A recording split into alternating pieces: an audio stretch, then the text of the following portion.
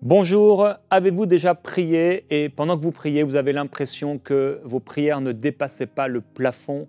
Est-ce que vous avez déjà prié et vous avez vu que ces prières n'étaient pas exaucées à cause de cela, du non-exaucement? Vous avez souffert, vous avez trouvé cela terrible et triste parce que peut-être même il y a eu une tragédie parce que cette prière n'a pas été exaucée. Vous auriez voulu que cette personne, par exemple, soit épargnée de ce problème. Vous auriez voulu que cette personne ne meure pas et soit guérie. Vous auriez voulu obtenir cette chose-là, mais vous n'avez pas vu cette prière exaucée. Peu importe les raisons pour lesquelles cette prière n'a pas été exaucée, ce n'est pas le sujet de ce jour. Et ce que je veux vous dire, c'est que parfois on prie et c'est terrible parce qu'on ne voit pas l'exaucement de notre prière, mais il y a un lieu où aucune prière ne sera exaucée et ce lieu, c'est l'enfer. C'est aujourd'hui, on peut être frustré, parfois triste, parce que cette prière, notre prière, nos prières ne sont pas exaucées, bien que bien sûr nous avons des promesses et le Seigneur Jésus veut exaucer nos prières en accord avec sa volonté. Dans ce lieu qu'est l'enfer, ce lieu de tourment éternel, aucune prière ne pourra être exaucée. On va parler de cela aujourd'hui et je vais vous encourager par rapport à la prière également. Je partage avec vous le témoignage de Laetitia de France. Elle dit « Je suis tellement reconnaissante pour vos émissions, en particulier Prière inspirée, qui m'a encouragée à approfondir ma foi pendant le désert de l'infertilité que mon mari et moi avons traversé ces 3 dernières années. J'avais un peu perdu espoir et je disais au Seigneur que je ne trouvais aucun enseignement abordant le combat de l'infertilité pour m'aider à y voir plus clair. Puis il y a 3 mois, en écoutant dans l'émission dans l'Ancien Testament, Dieu guérissait les malades dans Prière inspirée, ma foi a été ravivée et j'ai compris que Dieu était intervenu dans nos vies et que je serais enceinte prochainement. On m'avait diagnostiqué le syndrome des ovaires polykystiques et on m'avait dit que je ne pourrais pas concevoir sans traitement. Mais ce mois-là, l'ovulation a eu lieu sans injection, sans avertissement. Par la suite, j'ai reçu une confirmation lors de la soirée de louange avec Jean-Jean. Le pasteur Jérémie, à travers son enseignement et sa prière, m'a encouragé à rendre gloire à Dieu, quelles que soient les circonstances, et à lui faire confiance. 1 mois plus tard, j'ai découvert que j'étais enceinte. Je proclame que cette grossesse ira jusqu'à son terme. Ce sera le cas, Laetitia. Que notre enfant sera en bonne santé et que je suis guéri du syndrome des ovaires polykystiques. Je remercie le Seigneur pour mes parents et mon mari, remplis du Saint-Esprit qu'il m'a donné. Ils m'ont permis de garder la tête hors de l'eau car je n'imaginais pas que cette épreuve serait si éprouvante et longue. Au-delà de ce magnifique témoignage, je rends grâce à Dieu car je n'ai jamais autant parlé en langue depuis que j'écoute Prière inspirée. Je n'ai jamais autant ressenti l'amour de Dieu et mon amour pour Dieu. Ma soif de Dieu a été ravivée. Gloire à Dieu, que toute l'équipe de MCI TV soit grandement bénie. Elle a écrit /Team 5000 Summer. Que le Seigneur vous bénisse, Laetitia, de faire aussi partie des Summers, de ceux qui s'aiment dans MCI TV. Vraiment, que le Seigneur vous bénisse. Quelle joie, quelle grâce pour Laetitia, pour ce couple, de voir la réalisation et l'exaucement de leurs prières. Quelle grâce! Combien Dieu nous a répondu. Si souvent on a prié, on a demandé et on a obtenu une réponse. On peut se remémorer, se rappeler, compter les bienfaits de Dieu à notre égard quand on a été malade peut-être et que le Seigneur est intervenu. Il nous a guéris quand on avait besoin de consolation, il nous a consolés quand on avait besoin d'une réponse et Dieu nous a donné une réponse. Quand on avait besoin d'éclaircissement, d'un éclairage et en méditant sa parole, tout à coup, la lumière s'est levée. Quand dans nos relations, ça n'allait pas et on a prié pour que les choses changent et les choses ont changé. On a peut-être prié pour un enfant qui ne marchait pas avec Dieu, quelqu'un qui s'était éloigné du Seigneur et on a vu le Seigneur intervenir. Combien Dieu est bon, combien Dieu est grand, combien Dieu est puissant. Il veut intervenir et répondre à nos prières. Le Seigneur Jésus-Christ veut intervenir. Il veut répondre à tes prières. Il veut se manifester. Il a dit que si tu crois en lui, il n'y a rien d'impossible à Dieu. Rien d'impossible. Alors si tu pries de tout ton cœur, avec foi, le Seigneur interviendra. Le Seigneur va le faire et le Seigneur va se glorifier. Si tu pries avec foi, mon frère, ma sœur, cela arrivera, car il n'y a rien d'impossible à celui qui croit. Alors je veux t'encourager, tu as des promesses dans la parole. Il a dit que si tu demeures en lui, que ses paroles demeurent en toi, tu pourras demander quoi que ce soit selon sa volonté et tu l'obtiendras. Crois-le par la foi. Et si tout comme Laetitia, tu as le nom de cette maladie compliquée ou un autre nom de maladie compliquée ou quelle que soit ta maladie et ta souffrance, que le Seigneur intervienne comme il l'a fait pour Laetitia. Dans le nom du Seigneur Jésus-Christ, j'établis cette guérison dans ton corps. J'établis la puissance du Seigneur sur toi à cause de l'autorité de la parole de Dieu. Cette parole est suffisante, elle est suffisante. On peut compter sur cette parole, on peut compter sur Dieu, on peut lui faire confiance, on peut faire confiance en la parole de Dieu. Ce n'est pas la parole d'un homme, ce qu'a dit le Seigneur, c'est vrai. Ce qu'il a promis, il le fera. Ce qu'il a mis dans ton cœur, les desseins qu'il a mis dans ton cœur, cette espérance qu'il a mis dans ton cœur, il le fera. Oui, tu atteindras non la moitié de tes jours, mais tu atteindras tes jours en entier. Et tu seras heureux, heureuse, joyeux, joyeuse, comblé de voir comment le Seigneur t'a béni. Je déclare sur toi la puissance du Seigneur Jésus-Christ qui te guérit de toute maladie, de toute souffrance, de toute adversité. Le Seigneur Jésus-Christ t'a écrasé et il écrasera encore Satan sous tes pieds. Que la puissance du Seigneur se lève dans ta vie, dans tes relations, pour tes enfants, qu'ils puissent venir au Seigneur par la puissance du Seigneur Jésus-Christ. Mais il y a un lieu où aucune prière ne sera exaucée. Et ce lieu, c'est l'enfer. J'ai dit hier que ce lieu est un lieu de tourment. C'est un lieu, certaines traductions parlent de larmes brûlantes, de pleurs, de larmes brûlantes. Là, personne ne pourra être fier de quoi que ce soit. Personne ne pourra se pavaner, être fier d'être dans l'enfer plus fort que quelqu'un d'autre. Non, tous ne seront plus rien. Une souffrance éternelle. Ils seront dans un regret éternel de ne pas avoir écouté, de ne pas avoir donné leur cœur à Jésus-Christ.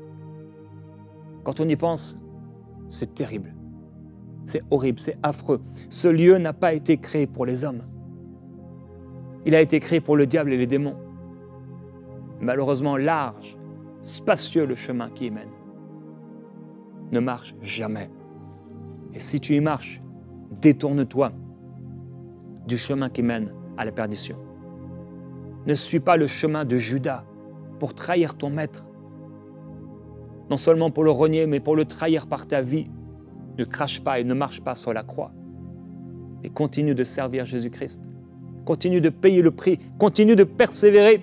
Continue d'être patient dans la tribulation. Continue de te confier en lui. Continue de prier et de continuer cette harmonie dans la prière, de cette communion avec Dieu. Que cela soit ton partage.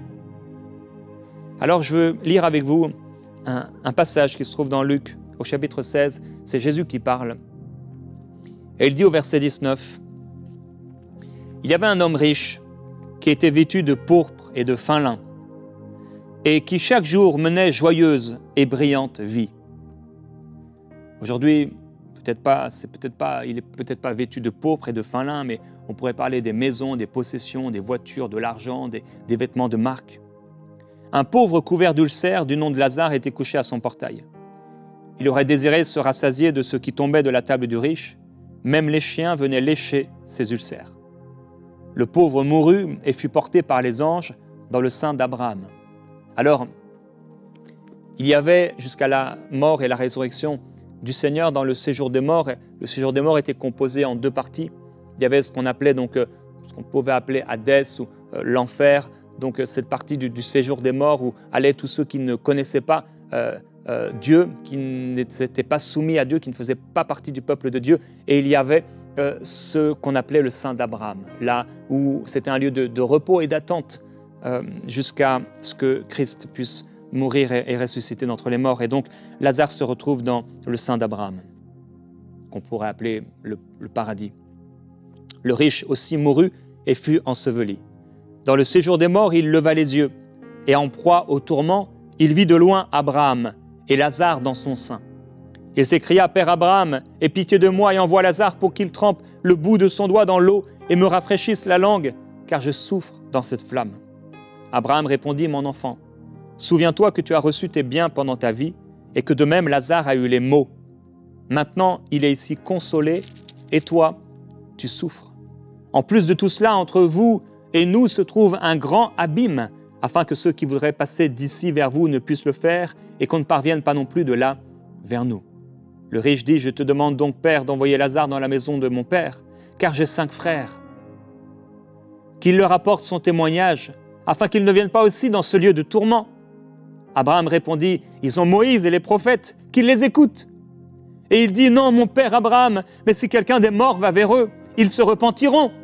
Et Abraham lui dit, s'ils n'écoutent pas Moïse et les prophètes, ils ne se laisseront pas persuader, même si quelqu'un ressuscitait d'entre les morts. Voilà une tragique histoire, image de la souffrance, des regrets, de l'intercession qu'on peut trouver en enfer. Il y a certainement aujourd'hui des gens qui sont en enfer, et même s'il y a un lieu et ce lieu est sans aucune espérance, pourtant il est certain que les hommes ont crié vers Dieu. Même si dans ce lieu, l'amour n'existe plus, la bonté et la grâce de Dieu ne s'y manifestent pas.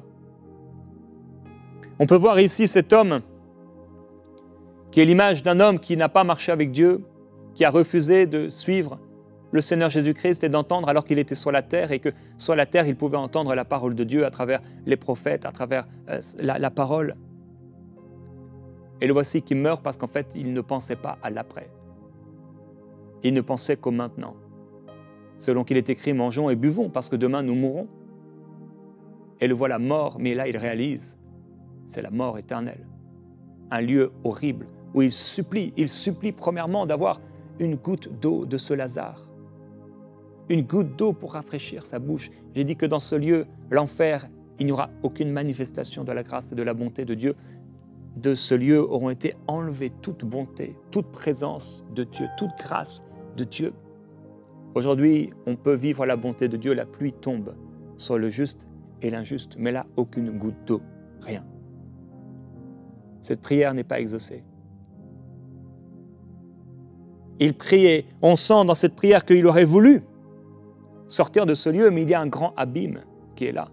Il ne peut en sortir. Cette prière et le désir de son cœur n'est pas exaucé. Il supplie, il demande à Abraham que Lazare puisse aller, ou qu'on puisse aller apporter la bonne nouvelle et prêcher à sa famille, d'envoyer Lazare dans la maison de son père. Mais cette prière n'est pas exaucée. Alors il supplie et il entre cette fois-ci peut-être dans une intercession et une prière si profonde, et il demande, bon, mais si quelqu'un des morts va vers eux, si quelqu'un ressuscite, là ils croiront. Si Lazare ressuscite, ils croiront. Et cette prière n'est pas exaucée. En enfer, aucune prière ne sera exaucée. C'est pourquoi le purgatoire n'existe pas. Il n'y a pas un entre-deux nous donnant l'espérance que bien, même si on a vécu notre vie comme bon nous semblait, on sera pendant un temps dans un lieu entre deux corrigé, et après on ira au ciel. Non, après la mort vient le jugement, un point, c'est tout, après c'est terminé, c'est fini. En enfer, aucune prière, aucune supplication, aucune intercession, aucune demande. Rien. Rien ne sera exaucé. Il n'y aura plus aucun espoir de voir Dieu sortir quelqu'un de l'enfer. Aucun espoir que de ce lieu sorte quelque chose qui changerait quelque chose sur la terre ou dans les cieux. Rien. Plus d'écoute. Plus de possibilité de voir des prières exaucées. Plus de possibilité de voir Dieu répondre à des prières. Il écrit au sujet des Juifs dans le livre de Zacharie, au chapitre 7, « Ils ont refusé d'être attentifs. Ils se sont révoltés, ils ont endurci leurs oreilles pour ne pas entendre. Ils ont rendu leur cœur dur comme le diamant pour ne pas écouter la loi et les paroles que l'Éternel, le Maître de l'univers, leur adressait par son esprit, par les premiers prophètes. Alors l'Éternel, le Maître de l'univers, s'est enflammé d'une grande colère. Quand il l'appelait, ils n'ont pas écouté. C'est pourquoi, dit l'Éternel, le Maître de l'univers, je n'écouterai pas quand ils appelleront. » Ici sur la terre, Dieu appelle. Et il t'appelle, si tu ne connais pas le Seigneur Jésus-Christ, il t'appelle en ce moment à travers ma bouche. Il est question de ton salut. Dieu veut te sauver. L'enfer existe. Que tu y crois, que tu n'y crois pas, cela ne change rien. L'enfer existe. Et si tu ne crois pas en Dieu, tu vas aller en enfer. Et non seulement si tu ne crois pas en Dieu, mais si tu n'as pas donné ta vie à Jésus-Christ, si tu ne vis pas pour Dieu, mais que tu vis encore aujourd'hui pour toi-même, tu vas aller en enfer. Si tu vis n'importe comment, tu vis et tu demeures dans le péché, tu n'as aucune crainte de Dieu, tu vas aller en enfer. Et en enfer, il n'y aura aucune solution, aucune possibilité que tu sois sauvé. Aucune possibilité de prier que Dieu t'envoie dans un lieu qui s'appellerait le purgatoire ou que Dieu t'envoie au ciel. À aucun moment. On peut trouver long des épreuves qui durent plusieurs années. On peut trouver long le temps et se rappeler quand on avait 10 ans, lorsqu'on avait 15 ans, et nous voilà à 40 ans, à 50 ans, à 60 ans, et trouver que waouh, il s'est passé tellement de temps. Imagine si, depuis ta naissance, tu souffrais horriblement dans un lit d'hôpital. Mais en enfer, ça ne s'arrête jamais, ça ne s'arrêtera jamais. Tu ne peux pas jouer avec la grâce de Dieu, l'amour de Dieu. Dieu veut te faire grâce, il veut pardonner tes péchés. Le Seigneur dit dans le livre d'Ézéchiel, « Moi aussi j'agirai avec fureur. Mon regard sera sans pitié et je n'aurai aucune compassion. Quand ils crieront à pleine voix vers moi, je ne les écouterai pas. » Voilà ce qui se passera en enfer. Il n'y aura plus aucune compassion de la part du Seigneur parce qu'il y a eu la compassion sur la terre. Nous sommes dans le temps de la compassion et de la grâce. Dieu veut faire grâce. C'est aujourd'hui le jour du salut. Mais en enfer, aucune possibilité de toucher, de bénéficier à la compassion de Dieu. Nous lisons dans le Nouveau Testament que ces gens auront pour châtiment une ruine éternelle, loin de la face du Seigneur et de la gloire de sa force. Aucune puissance de Dieu pour nous sortir de là. Aucune gloire de Dieu, aucune lumière. Le Seigneur dira, l'Éternel dira, Dieu dira, le Maître de l'univers dira, « Allez-vous-en loin de moi, maudit. » Aujourd'hui, on peut prier. Aujourd'hui, on peut faire appel à Dieu. Aujourd'hui, Dieu peut répondre à nos prières et il veut répondre à nos prières. Dans le livre aux Hébreux, il est écrit que le Seigneur est venu, qu'il a donné sa vie afin d'écraser par sa mort celui qui détenait le pouvoir de la mort, c'est-à-dire le diable, et de délivrer tous ceux qui, par crainte de la mort, étaient toute leur vie retenus dans l'esclavage. Le Seigneur veut te délivrer et te libérer de l'esclavage. Alors que tu es esclave du péché, Jésus-Christ est venu pour te libérer. Il est écrit que nous sommes sa maison, nous qui appartenons à Jésus, si nous retenons fermement jusqu'à la fin l'assurance et l'espérance dont nous nous glorifions. C'est pourquoi, selon ce que dit le Saint-Esprit, aujourd'hui, si vous entendez sa voix, n'endurcissez pas vos cœurs.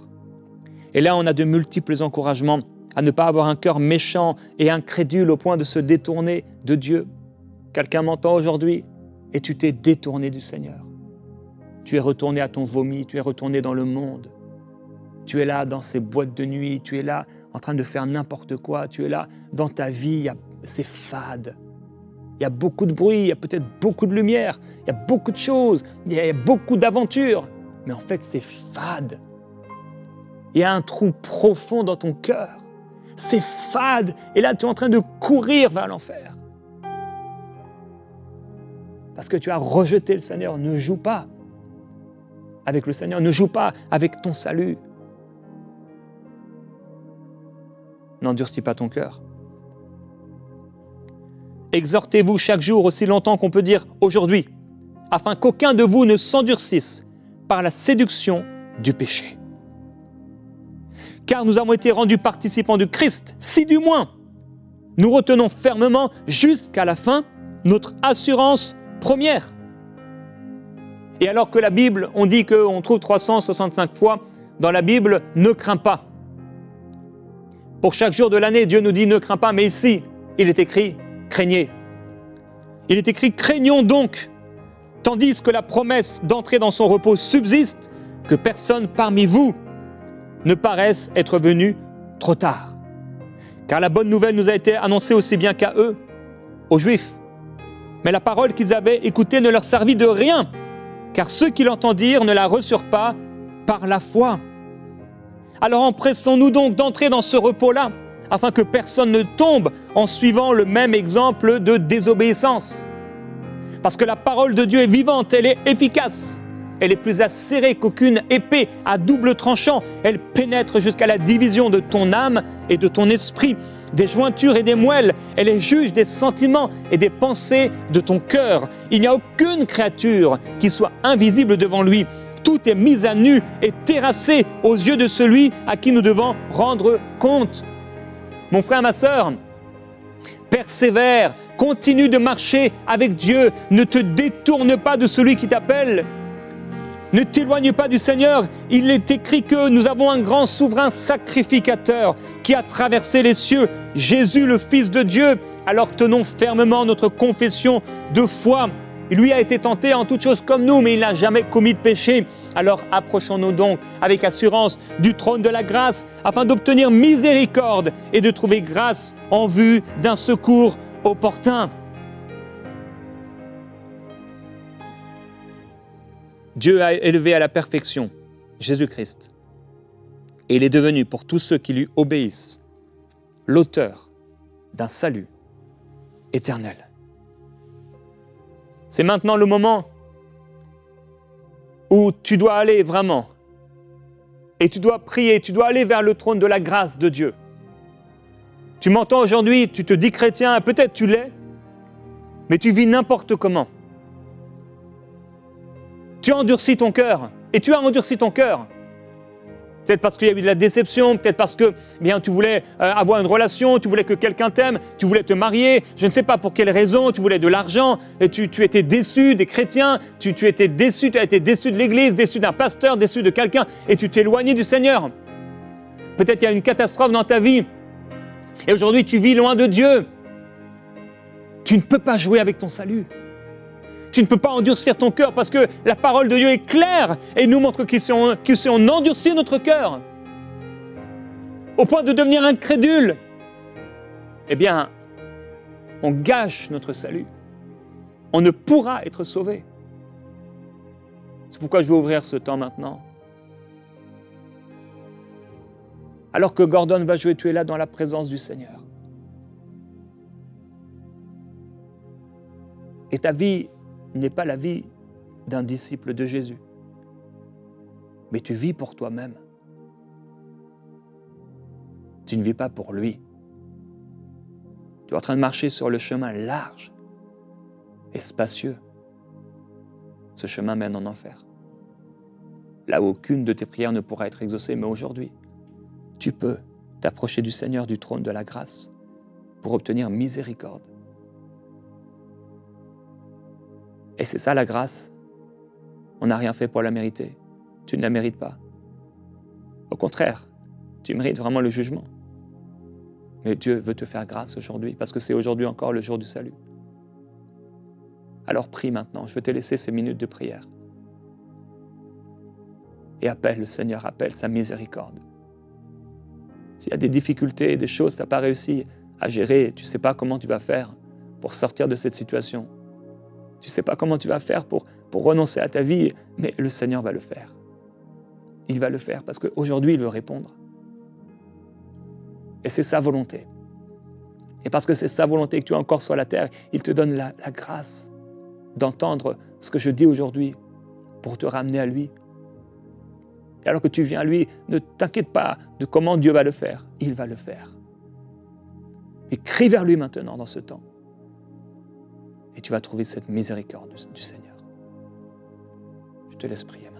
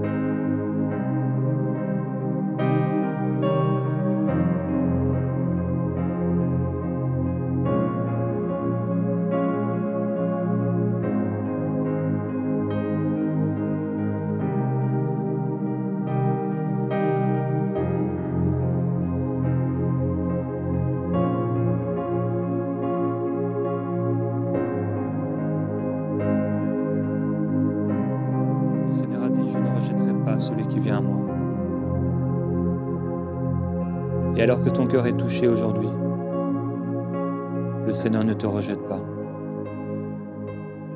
Le diable veut te laisser te garder sous son joug, esclave. Mais le Seigneur Jésus-Christ, comme il a pardonné Pierre, il te pardonne. Et alors que tu es sincère et que tu veux vraiment revenir à lui, il te pardonne. Et il jette tes péchés. Alors qu'il voit tes larmes, les larmes de ton cœur, il jette tes péchés loin derrière son dos, dans la mer de l'oubli.